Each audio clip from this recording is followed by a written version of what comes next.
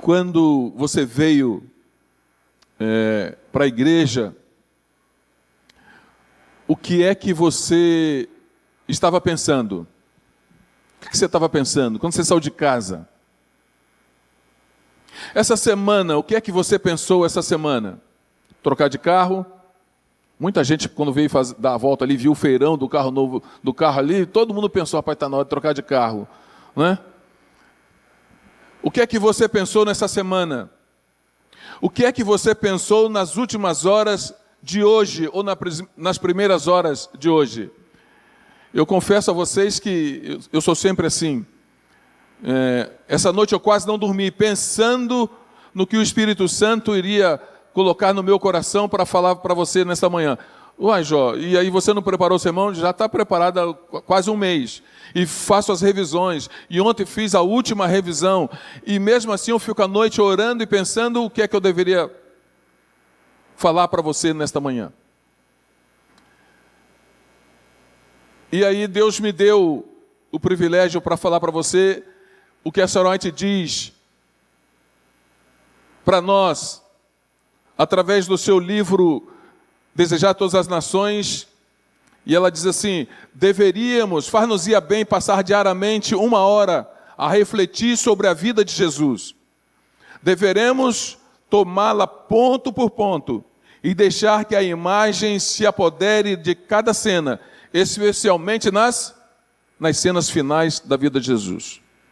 Mas eu dei o título do meu sermão de 3...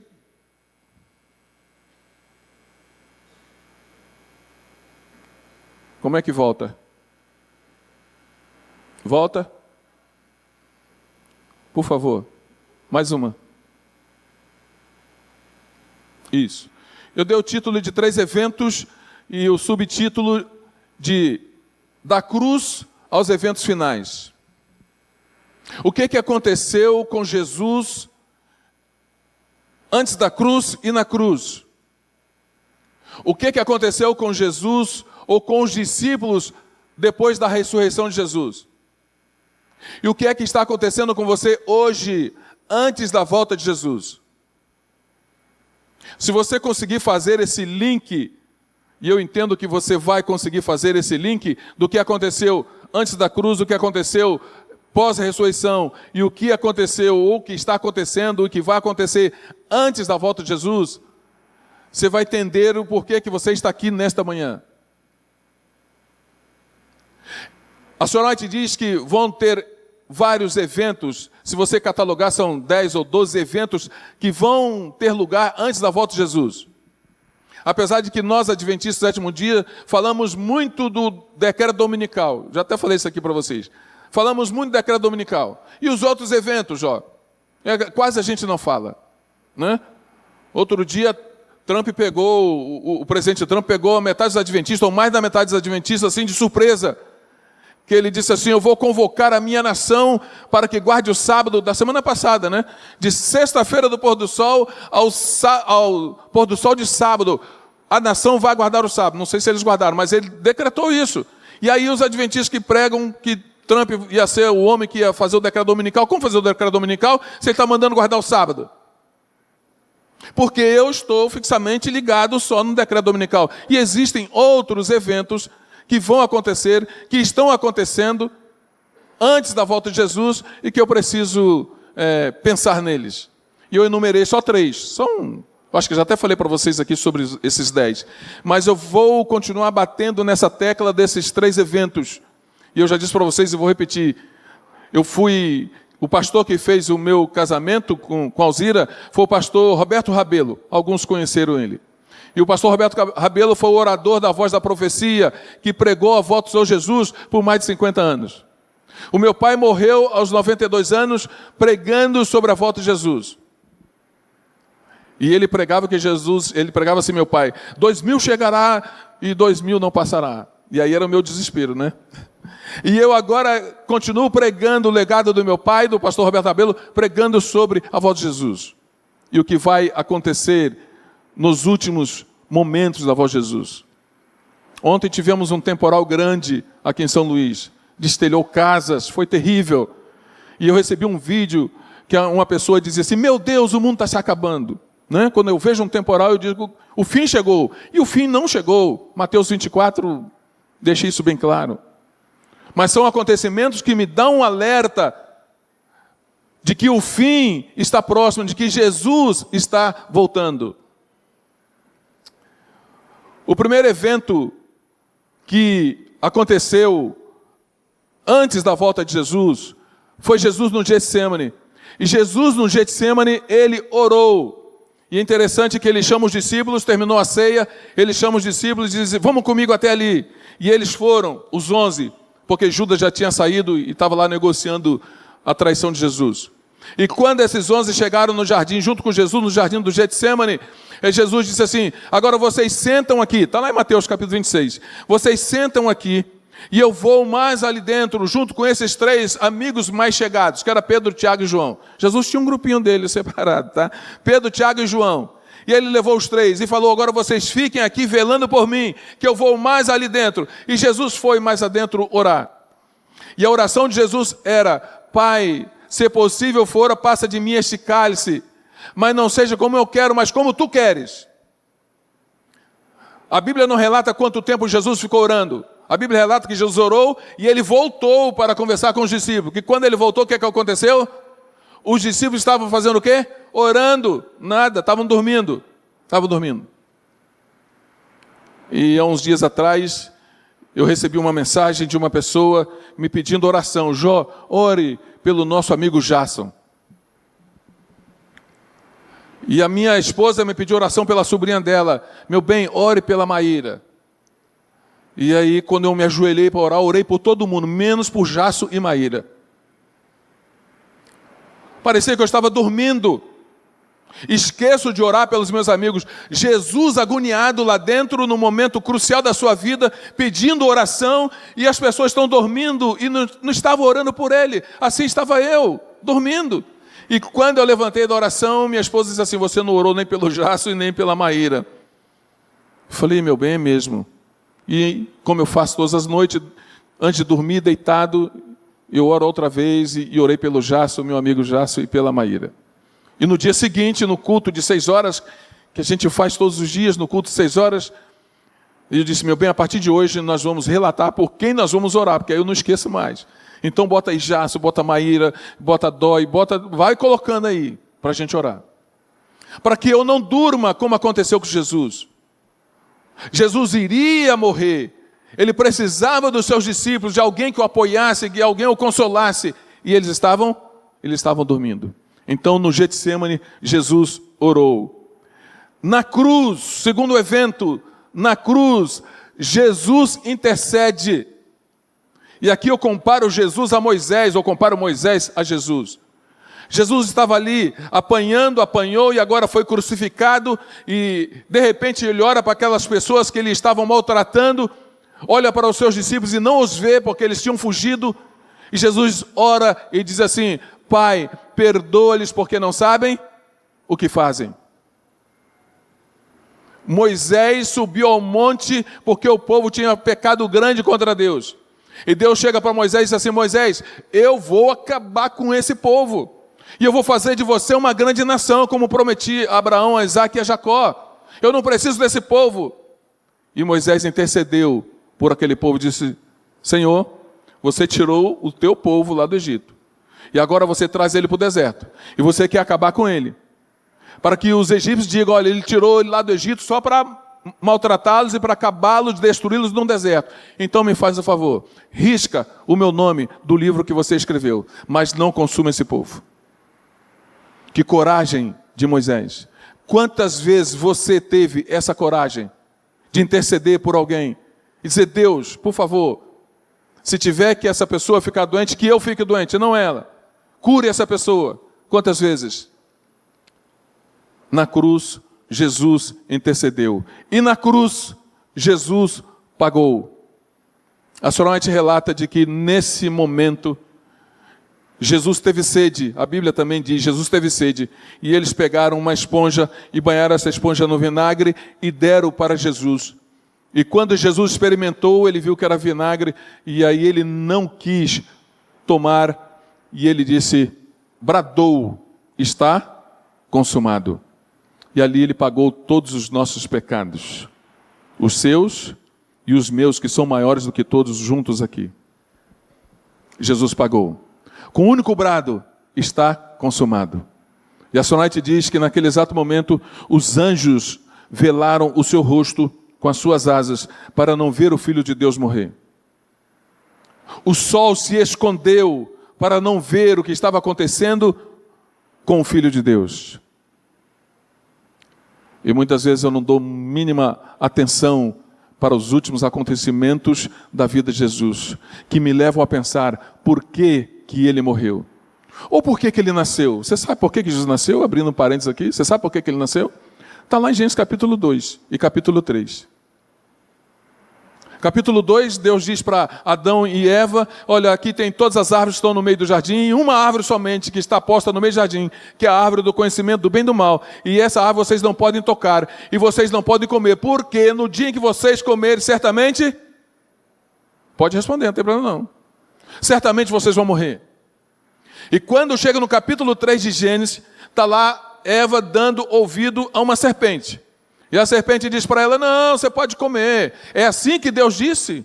Colocando dúvida na cabeça de Eva. É assim que Deus disse?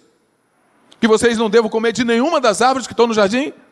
E Eva respondeu: não, ele disse que nós devemos comer de todas as árvores, mas da árvore que está no meio do jardim nós não devemos nem tocar. Aí Satanás diz para ela: ah, Eva, Deus sabe que no dia que você tocar nessa fruta e você comer, você será como Deus.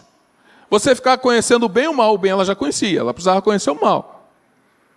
E aí a Bíblia relata que Eva tomou do fruto, comeu e também deu ao seu marido, e ambos pecaram. Deus tinha dito lá no Gênesis capítulo 2 que se comesse certamente morreriam. Agora, Gênesis capítulo 3, Deus dá um decreto, diz: olha, eu vou mandar alguém para pisar a cabeça dessa serpente. A serpente vai morder o calcanhar dele, mas eu vou mandar alguém para pisar a cabeça dessa serpente. E quando chega em Mateus capítulo 1, e o versículo 19 e o versículo 21, diz que Jesus, vocês vão colocar o nome dele Jesus, porque ele vai salvar o seu povo dos seus pecados. E que pecados eram esses? Transgressão da lei de Deus, que diz lá em 1 João, transgressão da lei de Deus. Que Eva e Adão já tinham transgredido lá atrás, que Abraão transgrediu, que Moisés transgrediu, que todo mundo transgrediu. Então Jesus veio para me livrar deste pecado e deste mal. E no versículo 21 de Mateus capítulo 1 diz: ele veio para ser Emanuel, um Deus com você. Ei, nós temos um Deus conosco. Amém? Um Deus conosco. Por isso ele veio, por isso ele nasceu, por isso ele viveu. E por você ele morreu. Esses são os 3 eventos que antecederam a morte do seu Jesus, que culminou também com a sua morte. E aí eu quero falar com você sobre 3 eventos da ressurreição de Jesus. O primeiro dele foi no Pentecoste, está lá em Atos capítulo 1 e o versículo 4. Não precisa abrir a Bíblia, eu já coloquei os versículos todos aqui. Diz assim: e estando com eles, determinou-lhes que não se ausentassem de Jerusalém, mas que esperassem a promessa do Pai, que disse: que de mim ouviste. Que promessa foi essa? Está lá em João capítulo 14, o versículo 15 e o versículo 26. A promessa de dar o outro Consolador. Se eu não for, o Consolador não virá. E quando o Consolador virá, ele fará você lembrar de todas as coisas que eu recebi do meu Pai e ensinei a vocês. Essa foi a promessa. Está lá em João capítulo 14. Em João capítulo 15, Jesus fala da proximidade que eles precisavam ter com ele. Eu sou a videira verdadeira e vocês são os ramos. E quando chega em João capítulo 16, ele diz: agora sim, ele fala sobre o Consolador. O capítulo quase todo, João 16, é sobre o Consolador. Então, Jesus disse: olha, esperem a promessa que veio do Pai, que diz que de mim ouvistes. E quando chega lá em João capítulo 16 e o versículo 8, ele diz o porquê do Espírito Santo. O que o Espírito Santo vai fazer? Além de fazê-los lembrar todas as coisas que Jesus os tinha ensinado. Ele diz: olha, e quando ele vier, o Espírito Santo convencerá o mundo do pecado e da justiça e do juízo. Ele vai te convencer. E depois que ele te convencer, ele vai te converter. Porque no convencimento ele vai levar você ao arrependimento. E só ele pode fazer isso. E quando ele leva você ao arrependimento, ele te converte. Aí diz apóstolo Paulo lá em Gálatas: agora não sou mais eu que vivo, mas Cristo vive em mim, e a vida que eu vivo na carne, eu vivo pela fé no Filho de Deus. Não é assim que ele fala lá em Gálatas? Então, queridos, pós-ressurreição, Jesus tem as últimas conversas com os discípulos, e ele fala do Pentecoste. E ele continua lá em Atos capítulo 1, versículo 5, porque na verdade João batizou vocês com água, mas vós sereis batizados com o Espírito Santo, não muito depois desses dias. E o Pentecoste era 50 dias que eles deveriam passar ali em Jerusalém e celebrar a festa do Pentecoste no templo central. Quando chega em Atos 1, capítulo 8, Jesus, antes de subir para o céu, ele dá a última bênção.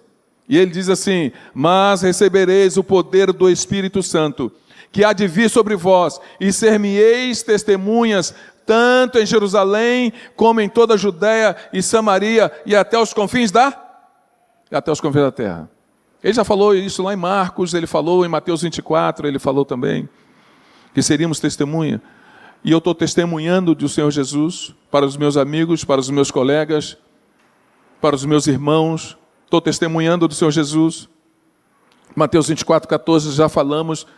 E este evangelho do reino será pregado em todo o mundo, em testemunho a todas as nações. Então, o primeiro evento pós-morte de Jesus, pós-ressurreição, foi o derramamento do Espírito Santo. O segundo é a pregação do evangelho. Grava. Primeiro, o derramamento do Espírito Santo. E o segundo, a pregação do evangelho. E ele manda que seja pregado. E quando chega lá em Atos capítulo 2, e o versículo 14, aqui está um esboço do sermão de Pedro. E ele diz: Pedro, porém, pondo-se em pé com os 11, levantou a sua voz e disse-lhes... Esse Pedro é aquele Pedro lá de amigo de Jesus, discípulo, que negou Jesus, que decepou a orelha de Malco.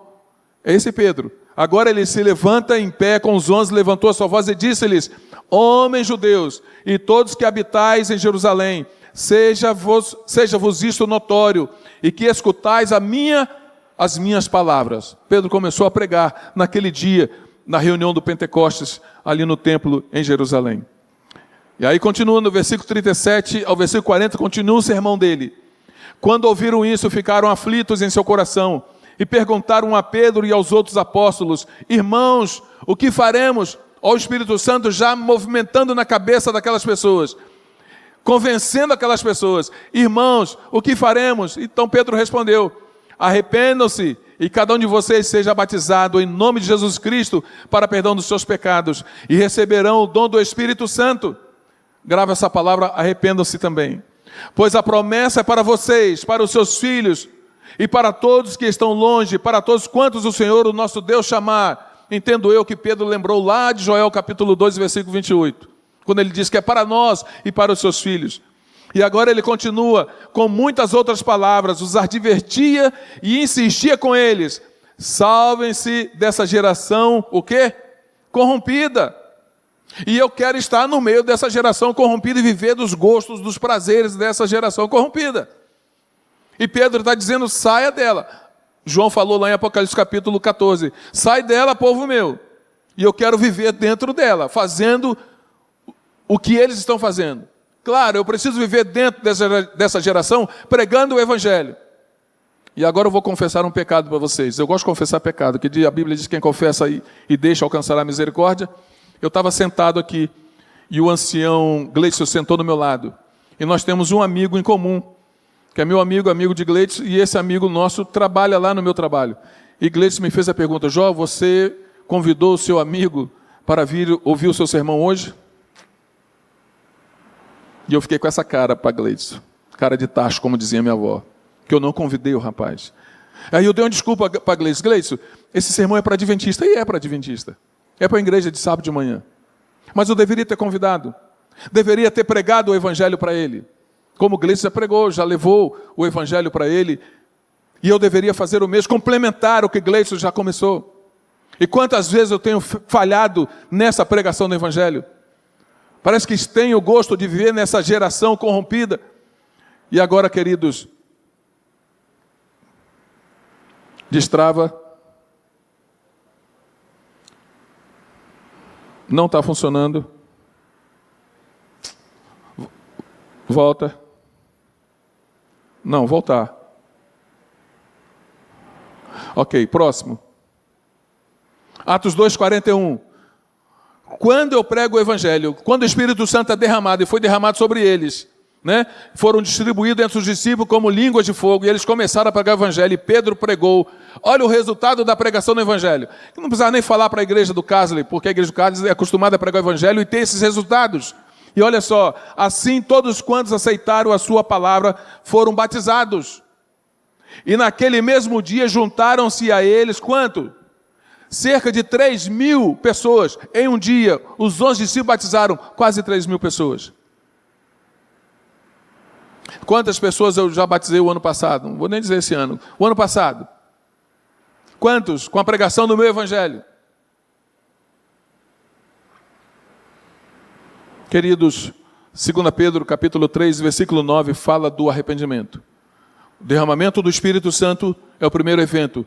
O segundo evento é a pregação do Evangelho. E o terceiro evento, pós-ressurreição de Jesus, é o arrependimento. E esse é um dos versículos que eu mais gosto. 2 Pedro 3, capítulo 9. E esse capítulo de 2 Pedro, ele fala todo ele sobre a volta de Jesus. Mas eu destaco o capítulo 8, o versículo 8 e o versículo 9. O versículo 8 diz que um dia para Deus é como se fosse 1000 anos, e 1000 anos para Deus como se fosse um dia. Deus é atemporal, não adianta marcar a volta de Jesus, que Deus é atemporal. Ele não entra no meu tempo. Ele não está preocupado com o horário, como eu estou preocupado que são 9h20, eu tenho que terminar 9h30. Né? Deus não tem essa preocupação. E quando chega no versículo 9, ele diz assim: o Senhor não demora ou não retarda, diz algumas outras traduções. O Senhor não retarda a sua promessa. Qual é a promessa? João capítulo 14, versículo 3. Virei outra vez e vos levarei para mim mesmo, para que onde eu estiver estejais vós também. Ele não retarda a sua promessa. Ele é paciente. Em outra tradução diz assim: ele é longânimo. Ele tem um tempo muito grande para você. Para quê? Não querendo que ninguém pereça, mas que todos cheguem ao arrependimento. Qual é o desejo de Deus para mim e para você? Que cheguemos ao arrependimento. Por isso Ele está dando tempo para mim. Dói, por isso Ele está dando um tempo especial para você, meu amigo, para que nós cheguemos ao arrependimento. É o desejo dEle, porque Ele quer levar todos para o céu. Virei outra vez e vos levarei para mim mesmo, para que onde eu estiver, disse Jesus, estejais vós também. Esse é o desejo dEle. E eu não quero me arrepender, que está bom demais aqui. Está bom demais. Eu tinha curiosidade de conhecer um bairro lá em Florianópolis chamado Jurerê Internacional. E quando fui o ano passado em Florianópolis, eu disse para mim: meu bem, vamos lá em Jurerê Internacional, que eu quero conhecer esse bairro. E fomos lá em Jurerê Internacional. E cheguei lá, vi umas casas lindíssimas, umas mansões. E eu passei em frente a uma casa e as casas não tem muro, lá não tem muro. E ela disse: meu bem, não tem muro e ninguém entra para roubar. Não, meu bem, isso aqui é Rio de Janeiro que acontece isso. Se deixar aberto, ninguém aguenta e rouba. São Luís, ninguém entra. Aqui, muito menos ainda. Mas dá uma olhadinha aqui no canto da rua. Tinha um poste com várias câmeras. Todas as ruas têm um poste com câmera. E alguém está vigiando. Então ela disse: então vamos sair daqui. Tem alguém vendo? Sim, o que eu estou fazendo? Estou olhando as casas bonitas, vou até comprar uma se você quiser. E demos uma volta no bairro, entramos no Open Mall, que é um shoppingzinho aberto, né? Fiz uma graça com ela, comprei uma blusa lá para ela, meu bem, uma blusa aqui do Jurerê Internacional para você. Foi até barato. E depois passamos numa outra casa e lá estava uma casa bonita e uma Ferrari vermelha parada na porta. Os homens e as mulheres que gostam de carro sabem que é uma Ferrari vermelha. E a Alzira disse para mim: meu bem, será que esse povo pensa no céu? E eu acho que não, porque o cara tem uma casa bonita, uma Ferrari na porta, não precisa nem ter muro. Ele quer o céu para quê? Mas eu quero o céu. Mesmo que eu tivesse uma Ferrari vermelha, que eu não tenho, mesmo que eu tivesse, eu queria o céu. Porque a Ferrari vermelha, ela é temporal. A casa bonita é temporal. Uma chuva dessa, pode destelhar a casa dele lá e pode... tudo é temporal. Agora o céu é eterno e eu preciso estar alerta quanto a esse céu que é eterno. E aí Pedro diz que eu preciso chegar ao arrependimento, porque Deus está dando esse tempo para mim. E quando chega, travou de novo. Volta. Em Atos capítulo 2, e o versículo 38, Pedro pregando para eles, ele diz: arrependei-vos, e cada um de vós seja batizado em nome de Jesus Cristo, em remissão de pecados, e recebereis o quê? O dom do Espírito Santo. Estou orando pelo derramamento do Espírito Santo na minha vida. Estou querendo que o Espírito Santo seja derramado para que eu saia para pregar o Evangelho. Mas primeiro eu preciso me arrepender dos meus pecados. E Pedro diz: você precisa se arrepender para que o Espírito Santo seja derramado sobre você. Então você vai sair para pregar o Evangelho. Estou orando sobre esses eventos. Como eu falei no início, são N eventos, 9 ou 10 eventos que a senhora White escreveu.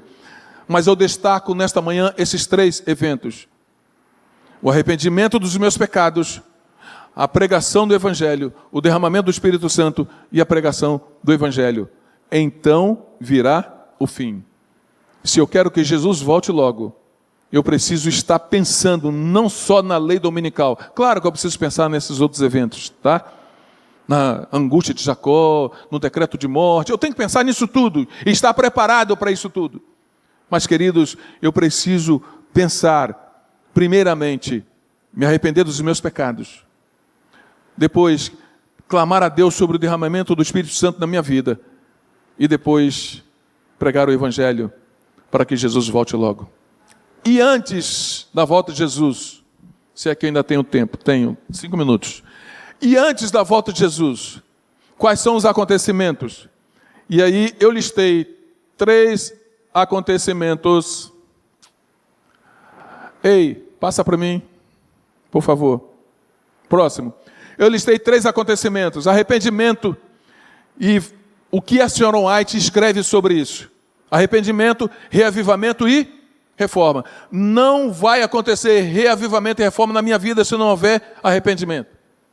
Depois, o derramamento do Espírito Santo, que nós falamos que é a chuva serôdia.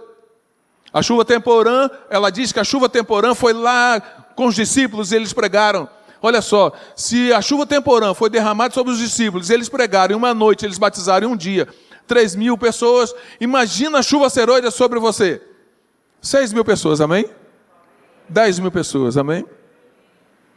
E o último item, a pregação do Evangelho, que é o alto clamor, que ela diz que é um dos eventos que antecede a volta do Senhor Jesus. Arrependimento, lá no livro dela, Reavivados Verdadeiramente, diz: precisamos buscar ao Senhor com genuíno arrependimento. Importa que com profunda contrição confessemos os nossos pecados para que sejam o quê? Apagados. E quando eu confesso os meus pecados, Jesus risca do meu livro e agora transfere esses meus pecados para o livro dele, que é o livro da vida. O meu livro é o livro da morte. Não vale nada.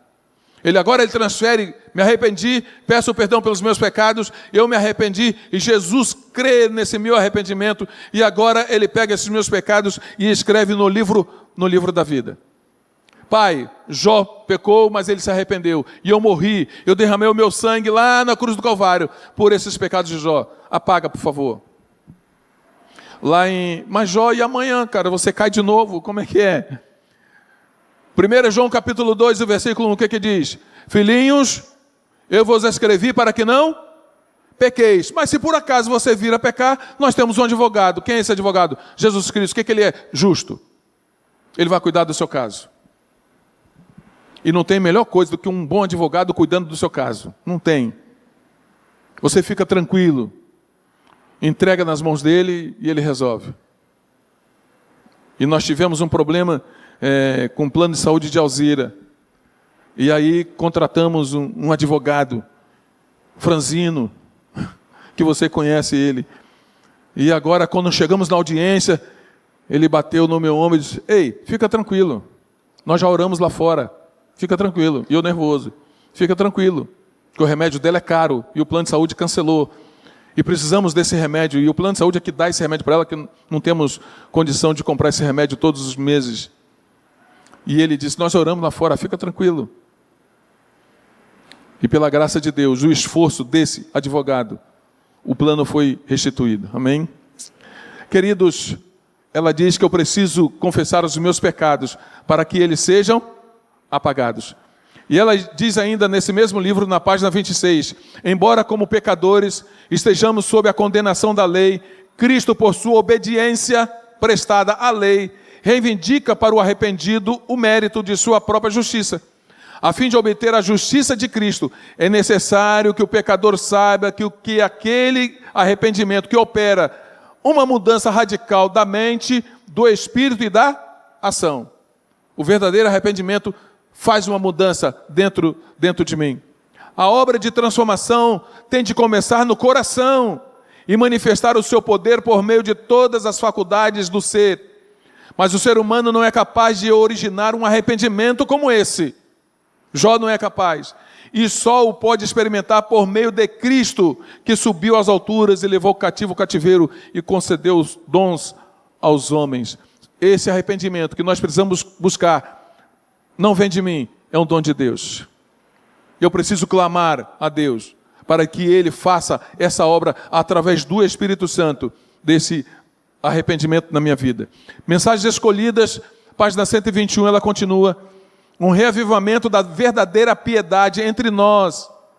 Eis a maior e mais urgente de todas as nossas necessidades. Buscá-lo, o reavivamento, deve ser nossa primeira ocupação. Importa haver diligente esforço para obter a bênção do Senhor, não porque Deus não esteja disposto a outorgá-la, essa bênção, mas porque nos encontramos carecidos de preparo para recebê-la.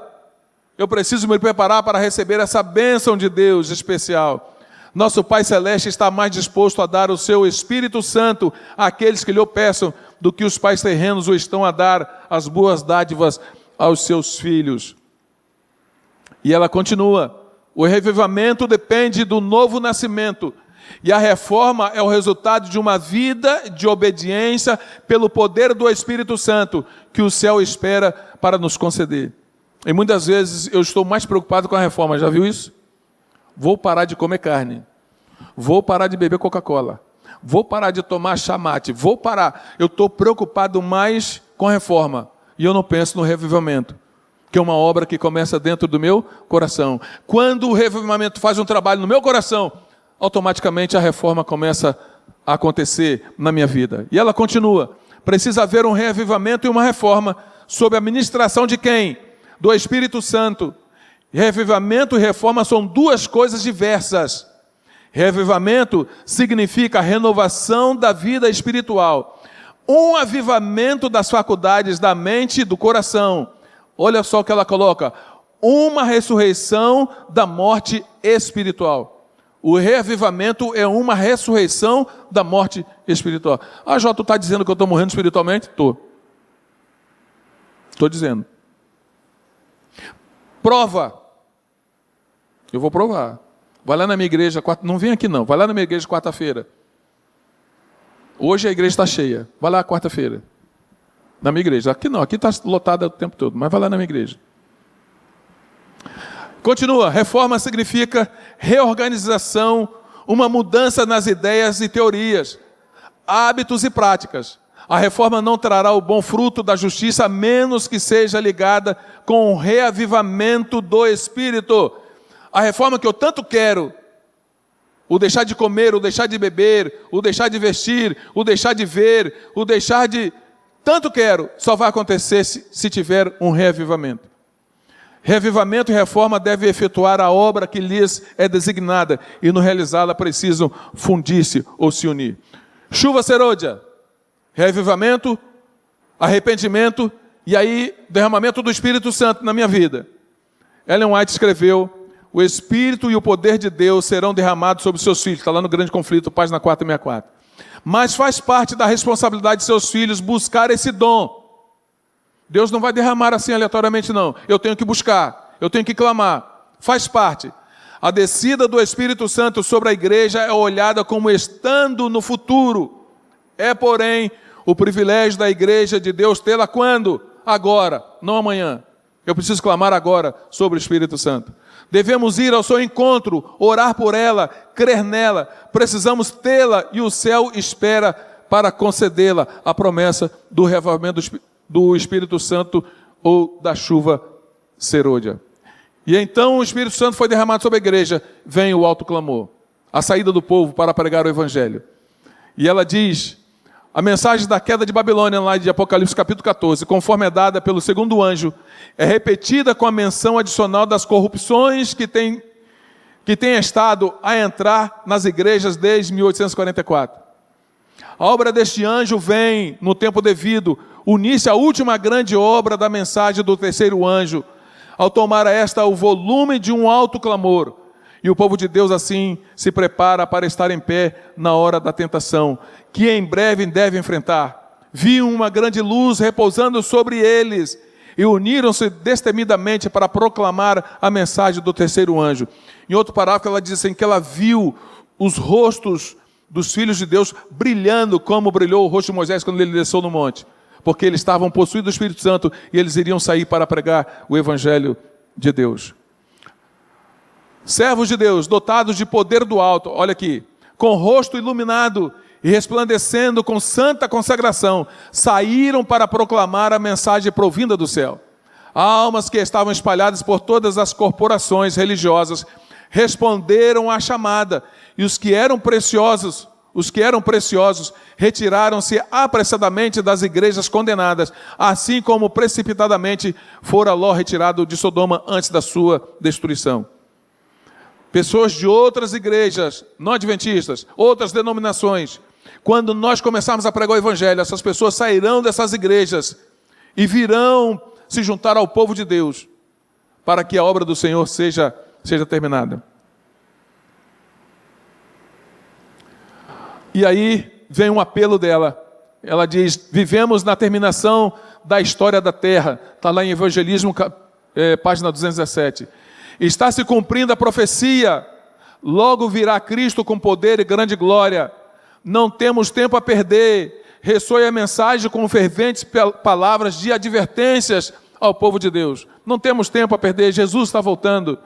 Queridos, e eu termino com essa. O Senhor vem. Ouvimos os passos de um Deus que se aproxima.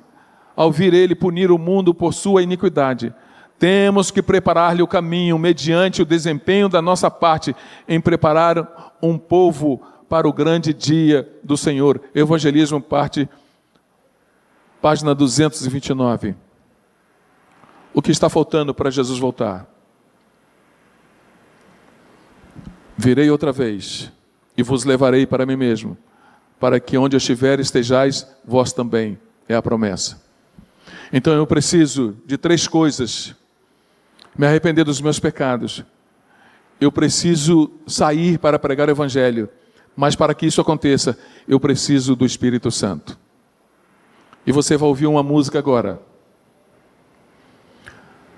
e o meu sonho vai ser realizado agora, que eu tinha vontade de pregar nessa igreja e Janete cantar. E ela vai cantar essa música para nós agora.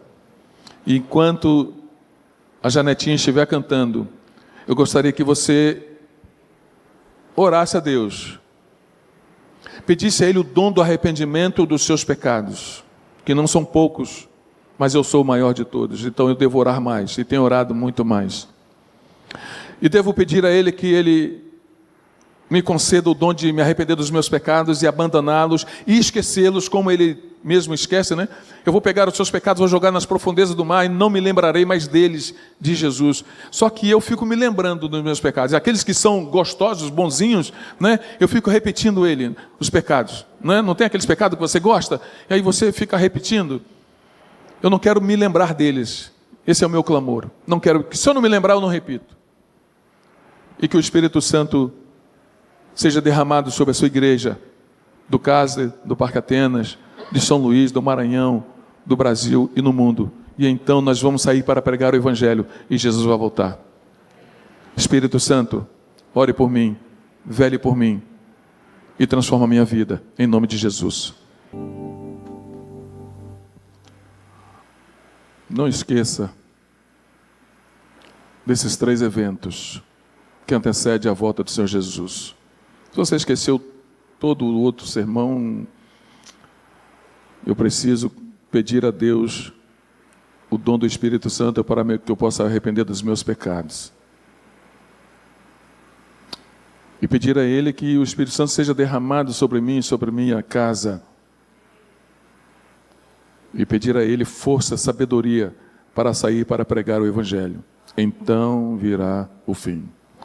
Nosso Deus e nosso Pai, estamos alegres, felizes, contritos, porque o nosso clamor está subindo, o nosso coração está pedindo que seja derramado o Teu Santo Espírito em forma de chuva serôdia sobre a Tua igreja, para que possamos nos arrepender dos nossos pecados e sairmos para pregar o Teu Evangelho a toda língua, a todo povo, a toda criatura. E a Tua palavra diz, então virá o fim. E nós queremos que Jesus volte logo, porque não aguentamos mais de sofrimento, ver os nossos amigos, os nossos familiares, a minha esposa e tantos outros sofrendo. Queremos ouvir a voz do Senhor Jesus, vinde benditos de meu Pai, possuir por herança o reino que está preparado desde a fundação do mundo. Como foste fiel no pouco, sobre o muito te colocarei, entra no gozo do teu Senhor. Ó Deus eterno, Deus de amor e Deus de misericórdia, toma esta igreja em tuas mãos, toma o pastor desta igreja em tuas mãos, os conselheiros, a cada líder, mas em especial a cada família em tuas mãos. Que possamos juntos, quando Jesus voltar nas nuvens dos céus, erguer os nossos braços aos céus e gritarmos bem alto, este é o nosso Deus a quem aguardávamos e Ele nos salvará. Perdoa os nossos pecados e salva-nos para o Teu reino. Nós choramos em nome de Jesus. Amém. Amém.